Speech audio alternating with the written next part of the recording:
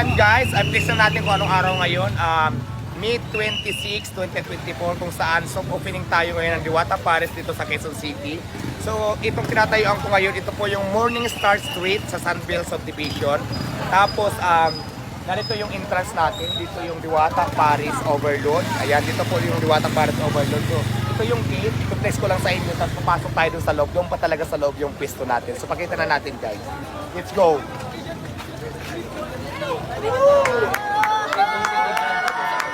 So ayan, marami na siyang tao.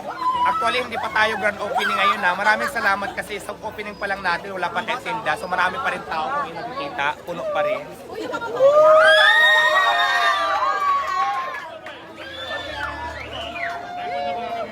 Ayan, nakikita natin, di ba? Sobrang dami ng tao, maraming salamat. Tapos ang umuulan kasi ngayon kaya hindi pa masyadong maraming tao, pero marami na din talaga. So papakita lang natin yung area natin. So ayan. At hindi lang tayo Paris Overload. Papakita ko rin sa inyo na meron tayong mga boat ng halika rito. May billboard tayo. Billboard! Wow! Congrats, Tapos syempre may Diwata Chocolate. Diba? Diwata Chocolate. So ito yon.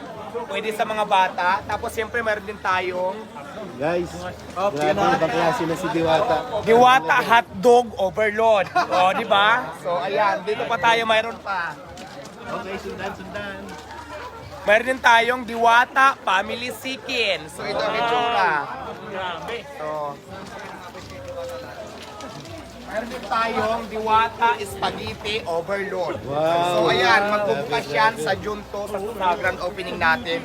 At syempre pa guys, ngayon, ipapakita naman natin ngayon yung dining area natin. Ay, dining area yung kitchen pala. Kitchen kung saan lulutuin yung mga pagkain natin. Ito yung sinasabi ko, mas in-improve, mas pinaganda, mas pinalinis, at mas pinasarap. So ito na po yung final true.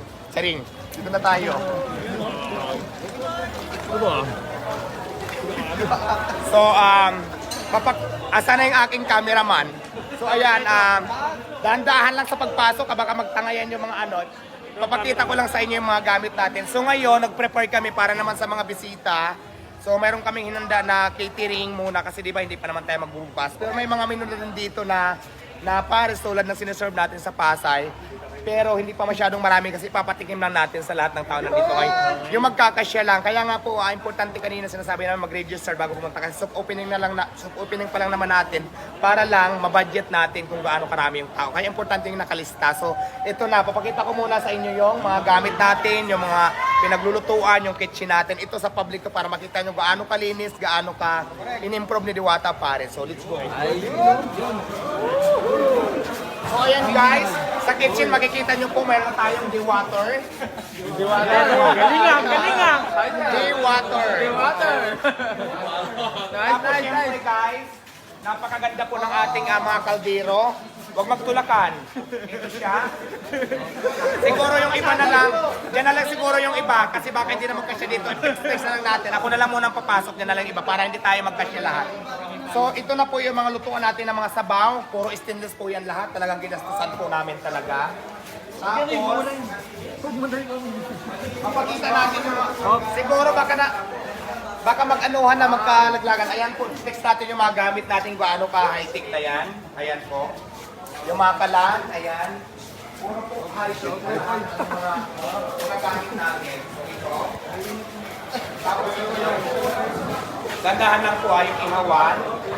Tapos syempre, ito yung fryer din natin katulad sa Pasay. So magdadagdag pa tayo ng fryer. So doon na lang muna tayo para babalik na tayo doon para hindi masyadong magulo. Alright? Alright. Tapos sa harapan naman tayo, titingnan naman natin kung ano yung itsura ng cashier natin ngayon. So papakita ko sa inyo. Let's go. Video sa lado. Asa na? Hindi ka na matutupita. Diwata, birthday ko! Idol ko si Kunat! Shout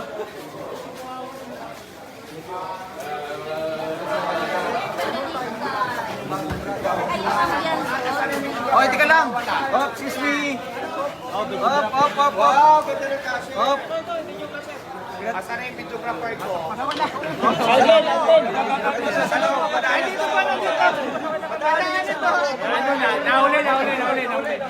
So ayan na guys.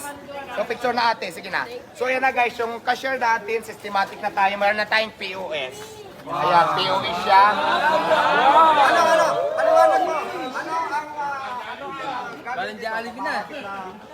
Halimbawa po, mag-order kayo, papindutin lang yan, touchscreen yan lahat. Tapos nandun yung mga menu natin nakalagay, pipili kayo doon. Tapos ang kagandahan natin dito guys, kasi kung maraming tao, hindi lang dito, pwede rin mayroon din dito nakatayo na nagpipindot-pindot na kung ano yung mga order nyo, konektado na yan dito para pagdating nyo dito, nakaready na yung order nyo. So, ganun na po siya ka-high-tech yung Diwata Paris. Tapos syempre pa, ito yung kitchen pa lang to pinakita ko. Dito naman tayo sa dine-in area. Siyempre, natin doon sa kitchen, nag-order tayo. Ito na po yung dine-in area. Ito sa camera.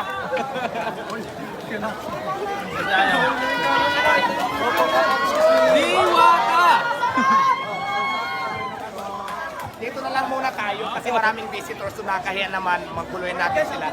So after natin mag-order doon sa kitchen, tinor ko na sa inyo. Ito naman, dito naman kayo pwedeng kumain. Pero syempre dyan sa labas yung nakikita sa may billboard na yan, yung may mga spaghetti, may sukulit. Lagyan din natin yan dyan ng mga tables pag hindi maulan para kung maraming tao dito, maraming tayo pwede pagyan ng labisa. So ayan, pinakita ko lang sa inyo yung itsura ng Diwata Paris over dito sa Quezon City na talaga namang pinaganda namin, mas in-improve, mas pinalinis, mas naging systematic lahat at naging maayos na po siya. Kaya maraming salamat po sa inyo. Tuloy po ang laban at abangan nyo po ang Diwata Paris sa ibang lugar kasi marami po tayong branches na ilalagay sa buong Pilipinas. So maraming salamat. Ayun lang. Ayan, vloggers, pwede na kayo mag-video-video dyan, mag-content dyan, kahit sa sulok dyan. So, free na po sa lahat kayo. So maraming salamat.